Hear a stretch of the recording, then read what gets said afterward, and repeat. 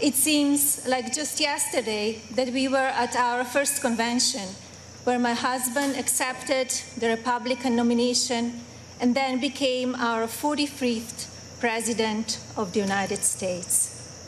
Yet the energy and enthusiasm for who should lead this nation, it is real today as it was 4 years ago. I know I speak for my husband and the entire family when I say we have not forgotten the incredible people who were willing to take a chance on the businessmen who had never worked in politics. We know it was you who elected him to be Commander-in-Chief, and we know it is you who will carry us through again. We were humbled by the incredible support then, and we are still grateful today. I want to acknowledge the fact that since March, our lives have changed drastically. The invisible enemy, COVID-19, swept across our beautiful country and impacted all of us. My deepest sympathy goes out to everyone who has lost a loved one, and my prayers are with those who are ill or suffering. I know many people are anxious and some feel helpless. I want you to know you're not alone. My husband's administration will not stop fighting until there is an effective treatment or vaccine available to everyone. Donald will not rest until he has done all he can to take care of everyone impacted by this terrible pandemic. I want to extend my gratitude to all of the healthcare professionals, frontline workers and teachers who stepped up in these difficult times. Despite the risk to yourselves and your own families, you put our country first, and my husband and I are grateful. I have been moved by the way Americans have come together in such an unfamiliar and often frightening situation. It is in times like this that we will look back and tell our grandchildren that through kindness and compassion, strength and determination, we were able to restore the promise of our future. Businesses stepped up and volunteers stepped in. People were eager to share ideas, resources, and support of all kinds with neighbors and strangers alike. It has been inspiring to see what the people of our great nation will do for one another, especially when we are at our most fragile. Speaking of strength and determination, we recently celebrated the 100-year anniversary of the passage of the 19th Amendment. Yesterday, on the North Lawn of the White House, we unveiled an exhibit dedicated to women's suffrage. The exhibit called on children from across the country to send art honoring the meaning of this important time in women's history. When I was judging the entries, I reflected on the impact of women's voices in our nation's story, and how proud I will be to cast my vote again for Donald this November. We must make sure that women are heard and that the American dream continues to thrive. Growing up as a young child in Slovenia, which was under communist rule at the time, I always heard about an amazing place called America, a land that stood for freedom and opportunity. As I grew older, it became my goal to move to the United States and follow my dream of working in the fashion industry.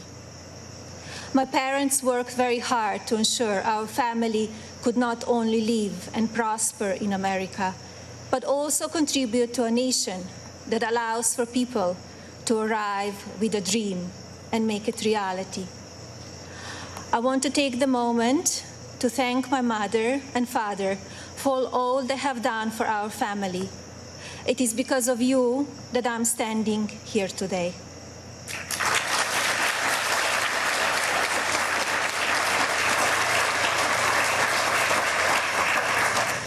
I arrived in the United States when I was 26 years old. Living and working in the land of opportunity was a dream come true, but I wanted more. I wanted to be a citizen. After 10 years of paperwork and patience, I studied for the test in 2006 and became an American citizen.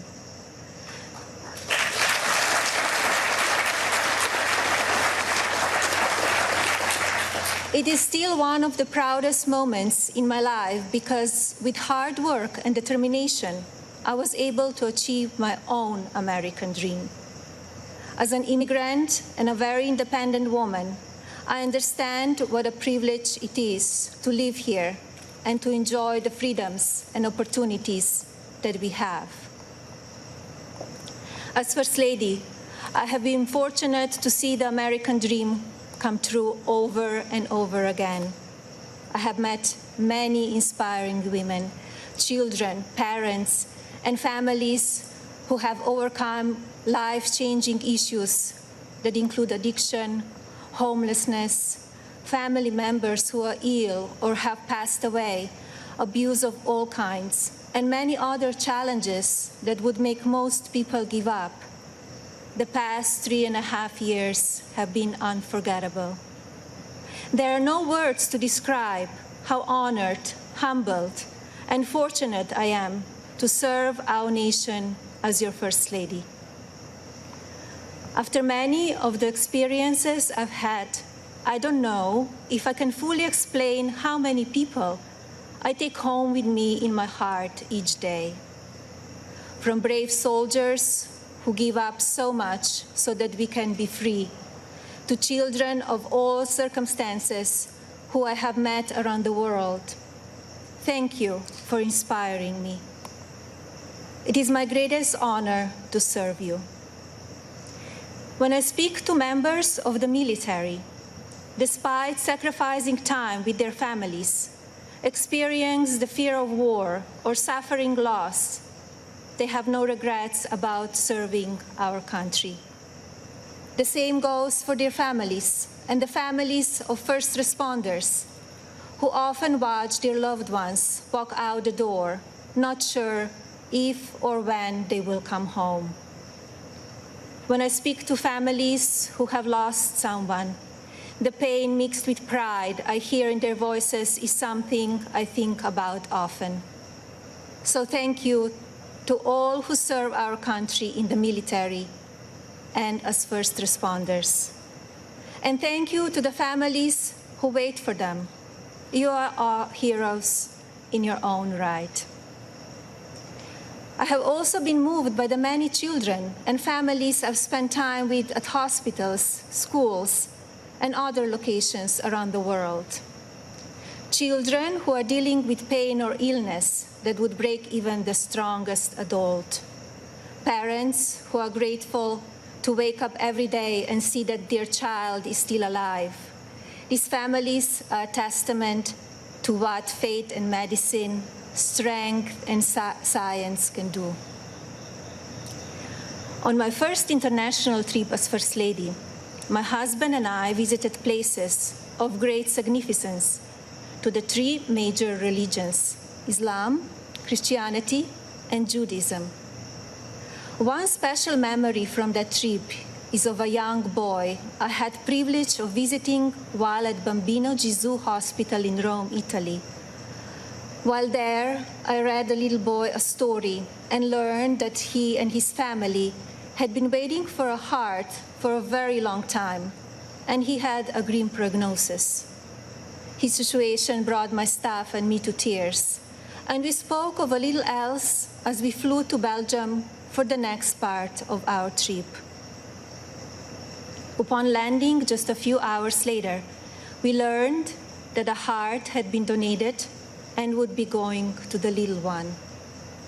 I think about him often, along with so many amazing and strong young patients across our own country. More profound and sadly unavoidable examples of our country's strength and character have occurred in the communities that have been impacted by natural disasters. Hurricanes, tornadoes, and flooding may show the ugly side of Mother Nature, but in their aftermath, they can show us a beautiful side of humanity. My husband and I have visited many places that have been affected by natural disaster, and we are deeply moved by the strength of the people who have lost everything and the kindness of neighbors and communities. The common thread in all of these challenging situations is the unwavering resolve to help one another. I recognize the stories I just told about people who survive extraordinary circumstances. But Donald and I are also inspired by the millions of Americans who wake up each day with a simple yet courageous goal of providing for their families and keeping them safe. You are the backbone of this country. You are the people who continue to make the United States of America what it is, and who have the incredible responsibility of preparing our future generations to leave everything even better than they found it. Just as you are fighting for your families, my husband, our family, and the people in this administration are here fighting for you. No matter the amount of negative or false media headlines or attacks from the other side, Donald Trump has not and will not lose focus on you.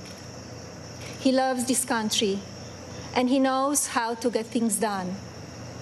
As you have learned over the past 5 years, he is not a traditional politician. He doesn't just speak words. He demands action, and he gets results. The future of our country has always been very important to him, and it is something that I have always admired. In fact, it is to help ensure a better future for our next generation that I launched Be Best, my initiative to help children achieve their fullest potential. Be Best has one simple goal: teaching youth about the importance of their well-being, both mentally and physically. This also includes understanding online safety and the dangers of opioid and drug abuse. Through Be Best, my office and I have been able to highlight people, programs, and organizations that are doing extraordinary things in our country and around the world. I continue to believe that by shining a light on these positive examples, others across the country and globe will become inspired to do their part for our next generation. Helping children is not a political goal. It is our moral imperative. When I think back to a defining moment of Be Best, my mind goes to a trip I took to Africa. On that vast and beautiful continent, I was able to visit the countries of Ghana, Malawi, Kenya, and Egypt. One of those visits, in particular, had a profound impact on me. Ghana, on the coast of West Africa, was the first stop on my trip, and I experienced firsthand its warm people and their traditions. While there, I visited the Cape Coast Castle and learned more about the beginning of a cruel and often deadly journey in the era of the slave trade. I was horrified when I listened to the guide tell me so many inhumane stories, and I gained new perspectives. It is time in our history we must never forget, so that we can ensure that it never happens again. Like all of you, I have reflected on the racial unrest in our country. It is a harsh reality that we are not proud of parts of our history. I encourage people to focus on our future while still learning from our past. We must remember that today we are all one community comprised of many races, religions, and ethnicities. Our diverse and storied history is what makes our country strong, and yet we still have so much to learn from one another. With that in mind, I like to call on the citizens of this country to take a moment, pause, and look at things from all perspectives. I urge people to come together in a civil manner so we can work and live up to our standard American ideals. I also ask people to stop the violence and looting being done in the name of justice, and never make assumptions based on the color of a person's skin. Instead of tearing things down, let's reflect on our mistakes, be proud of our evolution, and look to our way forward. Every day, let us remember that we are one nation under God, and we need to cherish one another. My husband's administration has worked to try and effect change when it comes to issues around race and religion in this country. He's the first president to address a special session of the United Nations General Assembly to call upon countries across the world to end religious persecution and honor the right of every person to worship as they choose. He has made substantial investments in our historically Black colleges and universities. This president also continues to fight for school choice, giving parents more options to help their children flourish. My husband knows how to make a real change. From the day that I met him, he has only wanted to make this country the best it can be.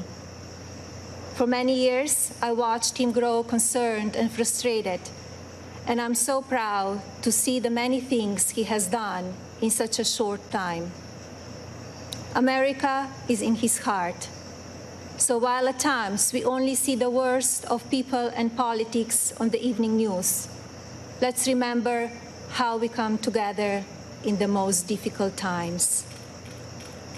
And while debate rages on about issues of race, let's focus on the strides we have made and work together for a better tomorrow for everyone. Our administration has also devoted historic resources and produced life-saving results by raising awareness around opioid addiction and drug abuse, especially for children. When so often the headlines are filled with gossip, I want to take this moment to encourage the media to focus even more on the nation's drug crisis. This disease is one that affects everybody. It pays no attention to race, age, or socioeconomic status. Addiction has touched every part of our society in some way. And now, more than ever, we have programs and medicine to combat it. We just need to talk about it openly. And you, the media, have the platforms to make that happen. To the media industry and as a country, I ask that we all commit to helping in our fights against drug addiction by talking about it even more. Especially as we battle the COVID pandemic, we need to remember that suicides are on the rise as people who are struggling with loneliness and addiction feel they have nowhere to turn. Parents, please talk to your children. Teachers and caregivers, pay attention to signs of addiction. Lawmakers, pass legislation that allows those who ask for help to do so safely and without fear, and to provide resources for organizations that help people impacted by addiction. When the stigma is removed, people will no longer be ashamed to ask for help, and lives will be saved.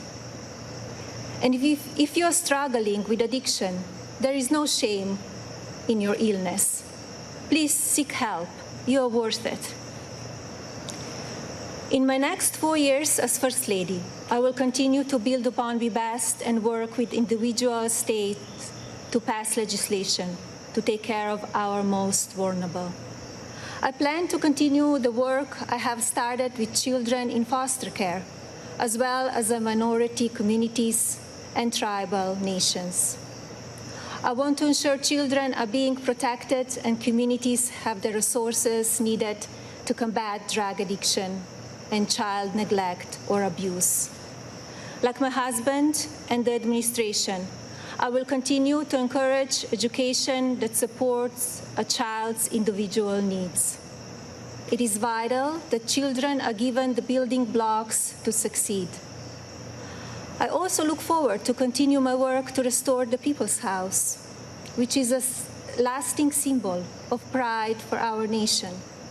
I believe this iconic home needs to be cared for and preserved so it can be enjoyed by the people of this country and visitors from around the world for years to come.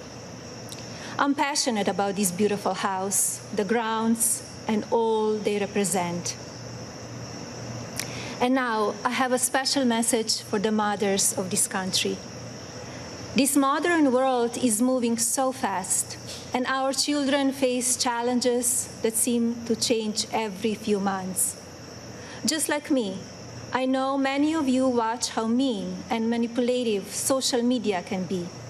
And just like me, I'm sure many of you are looking for answers how to talk to your children about the downside of technology and their relationships with their peers.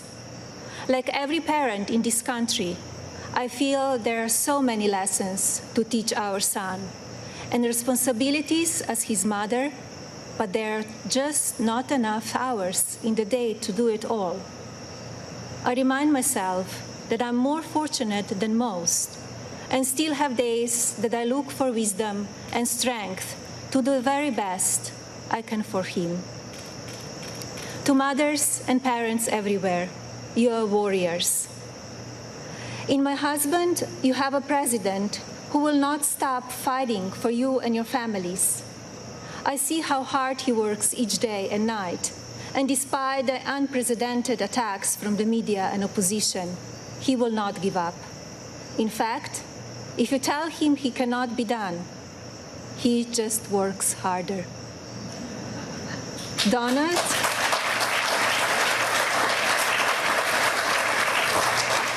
Donald is a husband who supports me in all that I do.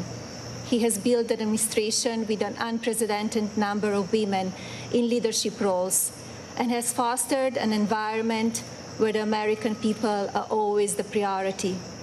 He welcomes different points of view and encourages thinking outside of the box. I know I speak for my husband and the family when I say we are so grateful that you have trusted him to be your president, and we will be honored to serve this incredible country for 4 more years.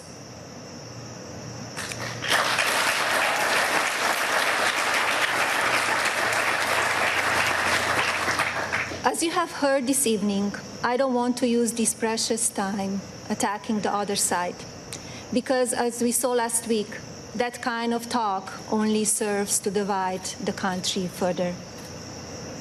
I'm here because we need my husband to be our president and commander-in-chief for 4 more years. He is what is best for our country. We all know Donald Trump makes no secrets about how he feels about things.